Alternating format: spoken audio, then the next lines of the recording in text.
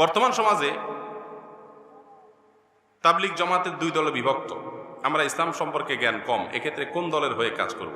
ভাই, আমরা কোনো দলের কথা কাউকে বলি না, শুধু তাবলিগ জামাত বলে কথা। আরো বহুত দল আছে না? আমরা বলি মার্কার কথা। মার্কা, মার্কা বুঝেন কি? ধানের শীষ, নৌকা। হ্যাঁ, সেই মার্কার কথা বলি না। মার্কা হলো রাসূল আকরাম সাল্লাল্লাহু আলাইহি ওয়াসাল্লাম বলেছেন, মা আনা আলাইহি ওয়া আসহাবি, মা আনা আলাইহি ওয়া আসহাবি। যে ব্যক্তি বলবে রাসূল আকরাম সাল্লাল্লাহু আলাইহি ওয়াসাল্লামের কথা অনুযায়ী আমি চলি এবং সাহাবায়ে কেরামের আদর্শ অনুযায়ী চলে যায়, সে হকের উপর আছে ইনশাআল্লাহ।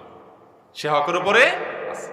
সে কোথায় আছে, কোন দেশে আছে, তার কালার কি, তার দলের নাম কি, তার গ্রুপ কি, এসব দেখা দেখি না। আপনি মার্কা দেখবেন। কি দেখবেন? মার্কা দেখবেন। যে সাহাবায়ে কেরামের প্রতি বিদ্বেষ রাখে না, সাহাবায়ে কেরামের প্রতি ভালোবাসা রাখে, তাদের ভুল ত্রুটিকে সাইনবোর্ডের মতো চর্চা করে বেড়ায় না। কথা কি বুঝাতে পারছি? এবং রাসূল করিম সাল্লাল্লাহু আলাইহি সাল্লামের আদর্শের ইত্তেবা করে, অনুসরণ করে, আপনি সেটার অনুসরণ করবেন। আমি কি বুঝাতে পারছি? কোরআন এবং সুন্নাহ এবং সাহাবায়ে কেরামের ইত্তেবা, এর ভিতরে নাজাত এবং মুক্তি নিহিত আছে। এই মার্কা যদি কোনো গ্রুপে নাই তো বাদ দিবেন। কথা কি বুঝাতে পারছি? আমি মার্কা দিয়ে দিলাম, এবার মার্কা দিয়ে চেক করে দেখবেন, কোষ্টি পাথরও যদি টিকে নিবেন, আর না হলে বাদ।